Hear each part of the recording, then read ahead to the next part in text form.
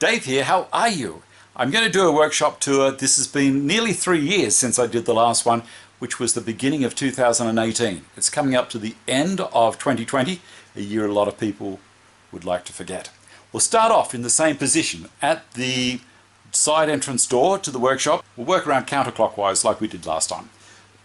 Before we had all of my clamps hanging up here, now I have my table saw sled and a mirror and my mat board I've turned sideways just to make a bit of space for fans. So the fans are new. Back through here we've got this area for my great-grandfather, which is Arthur John Johnson, and his dad Ian, and his mum, and I forget her name, but they're long gone. Now Arthur, I was very fortunate. I got all of his tools and his workbench and his toolbox down there, and also I realise I have some of Ian's tools as well, so that's pretty cool. What else have we got? New things. The Turner hand plane, bench plane display. I bought a lot of these second hand, needed a lot of work done to them. I've got the complete set. I have different videos on how I rebuilt this one, which was an absolute mess, and how I made this display for them as well. These are all very, very convenient for me right beside the bench when I need to do any planing. Above it, a Craig K5 and just a bench hook. I have put more lighting in. As I get older, I find I need more light to be able to see what's going on. I love really good, strong, clean LED lights. Very, very cheap to run. What have we got in the corner here? The dust extractor, which vents outside. So there is no back pressure on this machine at all. Everything is separated in the cyclone. Goes into a 44-gallon drum at the bottom. I still have not put, for anyone who watched the 2018 show or 2018 tour, I was still going to put this piece of polycarbonate in the side of the drum. Haven't done it. There's so much happening. Down the side here, pretty much all the same how it was, except for I've got rid of the push to open slides and put soft close in. Not because of any kind of fancy requirement, it's because the push to opens were dangerous when I was moving things down the side of the table saw. If I bumped a drawer, it would open and get in the way and stop what I was doing. So not a good idea for me.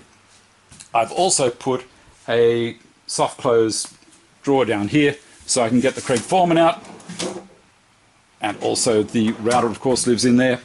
That's the little trim router, and the base for it goes into there when it's not here on this particular multifunction table. So I have a trim router in there, and I have a 3 1/4 horse Triton router in the main part of the router table. More on that in a minute. Let's keep walking down here.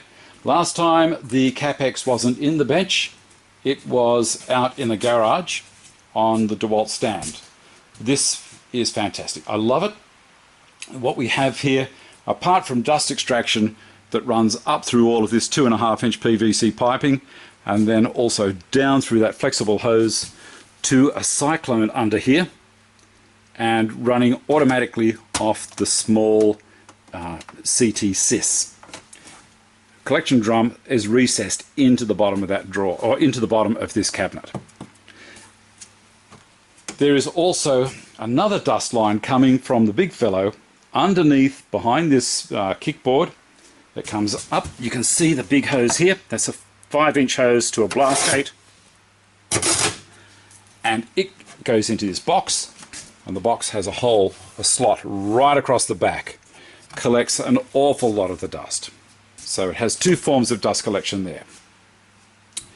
Alright, moving along, you'll notice a lot of the Festool sustainers are not on the wall anymore. They've gone to another area. I've still got them, but let's move down here. You can see them. I'll give you a little sneak look. There they are. Okay, so moving along here, we've got another fan which makes this room very, very comfortable. So I've got reverse cycle air conditioning and 2 fans. I use the fans most of the time. The air conditioning goes on if it's very humid, to keep things stable and also for my comfort. I make no apology for it. Now this is a unit, these are things that I didn't have in the last tour. This is a Sorby Pro Edge that I've mounted on this lathe cart and this small lathe. This thing is terrific. I can keep all of my bits and pieces for the lathe in here. You'll see all the belts for the Sorby Pro Edge. A couple of, there's nothing in that one, but this has got all of the other odds and sods for it. And if you're a wood turner, I strongly recommend this guy here.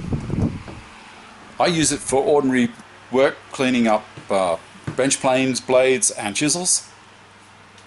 I love it. Alright, down this side, keeping on going. Bandsaw. Before I had a Powermatic 14-inch bandsaw, this thing is superior to it. This thing, I love it. It's the support here, the guides are so good. It's very, very solidly built. It's got a 2-horse motor in it.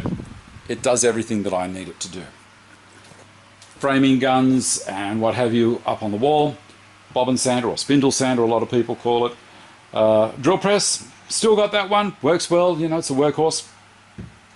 I've moved my sanding gear up here. It was down on the other side of the shop, but I've moved it all up to this back wall. So this is the drum sander, which works lovely. This has replaced my older disc and belt sander. This is a 12-inch with an oscillating belt sander. This used an awful lot. What else have we got here? We've got battery charging station and more cordless power tools. My dust extractor, this is the Festool CT26 with the separator on top, and they work great. Here's a tip. If you find that the thing isn't working as well as you thought, it could be because you've gone through so many empties of the separator that you haven't checked your bag. Now, if the bag is getting full or been emptied a couple of times, because I cheat a little bit, I cut the bag and tip it out and put a zip tie around the end of it. Don't tell anyone, but that's what I do. Because I'm not taking it to site, it's staying here.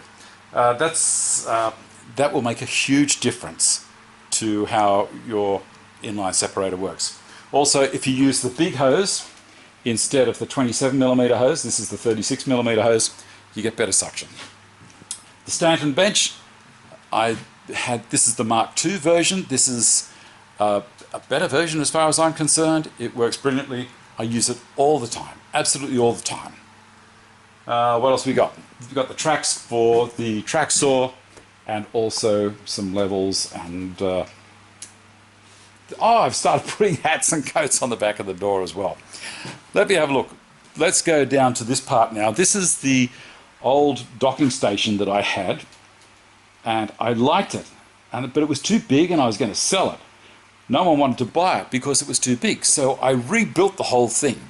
So now it has slide out drawers. They're all soft close. All my Festool stuff lives in there. I cut the rail down. I didn't need it to be full length anymore, and that works perfectly. And then on this side you can see I have quite a few things, drills that I need. They're all very accessible. So 2 little assembly drills. I've got a larger drill down here. Because this is designed for a track saw as well, I have all of this stuff that I machined out on the CNC. I love all of this. These are the 20-inch parallel guides for the TSO parallel guide system. All of these just pull out lovely. I'll show you how this works up the top here. Drop that in, tighten that up, slide that shut, it'll soft close again. And recently I did a video on making these things. See that? I'll show you here. So that locates perfectly time after time. I love it. This has got a tape that has been put in a dado and embedded in resin, and I will do a video on how to calibrate all of this and how to make all of this. I did a little bit of promotion here This is basically my brand. So that's been run with the CNC and then blue resin poured in. The rest of the machines here, everything relates to what I do on this side. So we've got the track saw, sanding, I've got the Rotex and the ETS5, all the paper for it, some of the other stuff down the bottom. All works for what I want. Let me see, compressed air hose on the top. I have a dust port up here with a steel blast gate in line up here. And that runs right down the middle of the shop with my anti-static cable on it. Now I've had a lot of people say, oh, you know, what are you doing, that anti-static stuff? I've never seen a fire, but I tell you, ever since I put it there, I have never once got a zap or even had the hair on my arm stand up when I brush past this hose. Big thing. I've got a 15 amp cable up here, which is zip tied to the hose, so for whatever I'm using, I can plug it in straight away. Let me see, keeping on coming down this way, the assembly bench. The last time I did a video, the assembly bench didn't have the drawers. So these are full extension, soft close drawers as well, and it just works so well. Now they're all set forward so that they're all in line with this. So they've got a nice flat face there. You can see I've got one of these dogs that John Lafferty made for me, yellow box shed, so I can rest something on there and clamp on that, and it works very well. You might also notice I use these a lot. These are Bluetooth. Whilst I'm using machines, I can listen to music, and also if my mobile or cell phone rings, I know it straight away. I can answer it through this automatically. I've set it to 1 ring and I'm there. So that works fantastic. On this side of the bench, I think I showed you last time, these pigeonholes go right the way 4 feet deep. So I can store all sorts of things up there. Now I have my clear-cut stock guides, table saw stock guides here, and another couple of guides that are designed to hook over the fence on my table saw. At the moment I have my router fence sat on there, so these are mag switches that lock it on so I can't move anywhere. This works very, very well. I'll show you a couple of pictures of it with the stocks guides on and also with that other attachment I've got there as well. But very, very nice. Inside here, last time I showed you in here, this was all spotless almost. Now I've put soundproofing in here. So this works very well. It does collect the dust a little bit more, but this soundproofing, you hardly even know the router is running. Even these cushions down here underneath, they get rid of a lot of the vibration in here. There is a dust line down in here, and there's another dust line here that goes to the side of the router, and it drops down inside. It's amazing how well it works. It may not look like it works very well, but it does. It works beautifully. So I'll shut that. And obviously with the router table, you need to have all of your cutters as well. So that's all stored in there. This is a little invention that John and I came up with that goes into there. So it's a dust shield.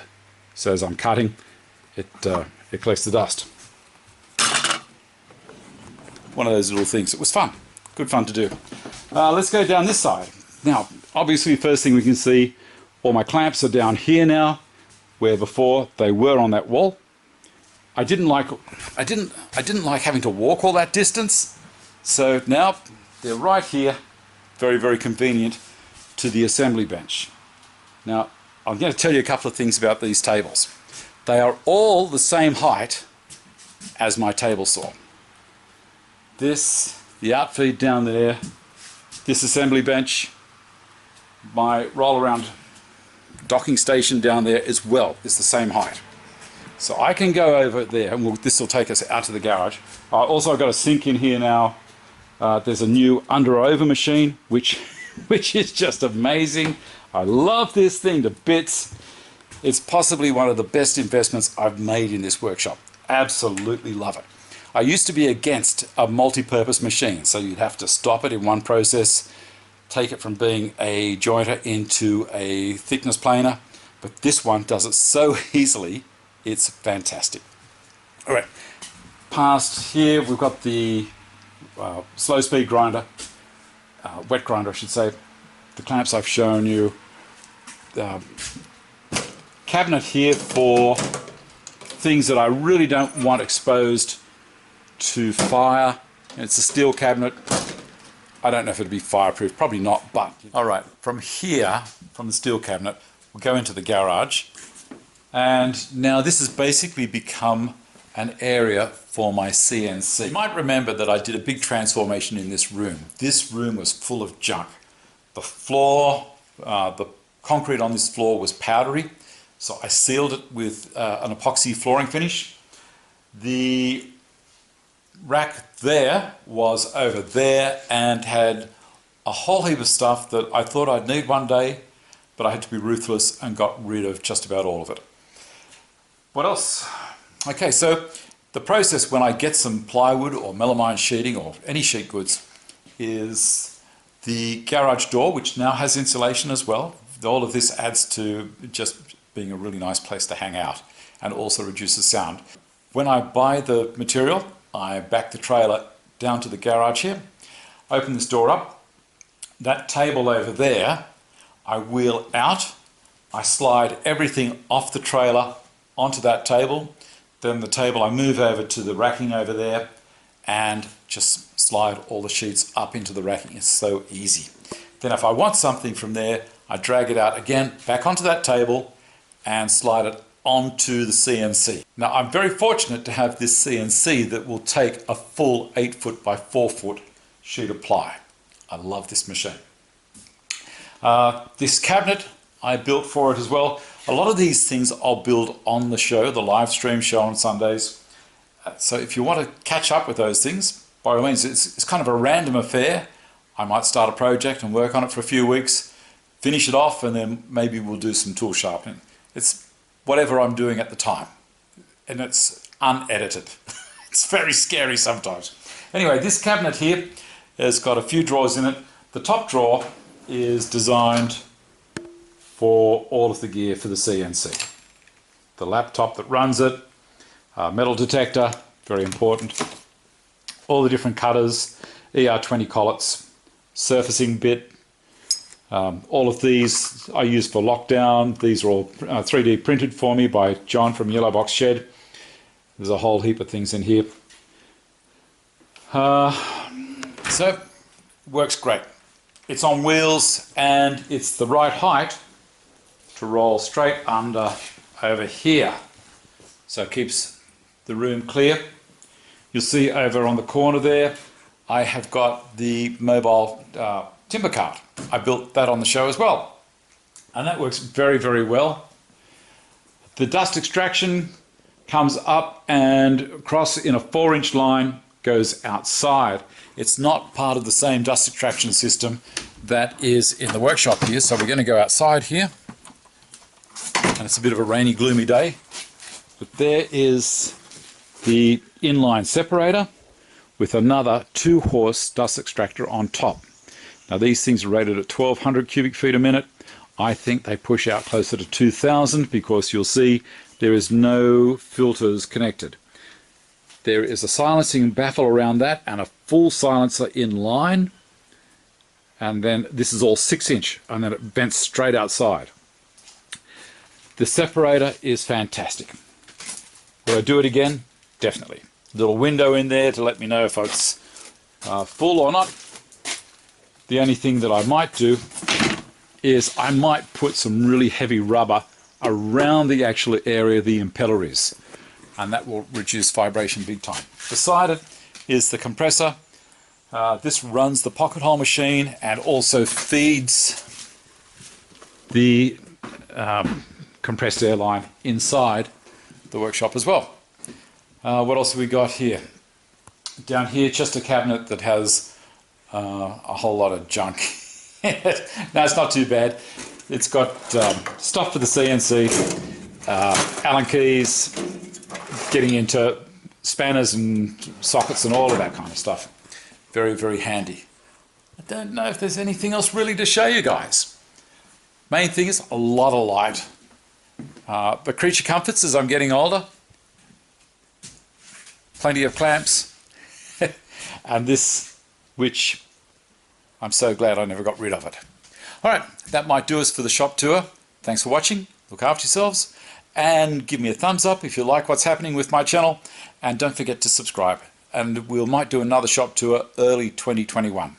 See you later. Bye.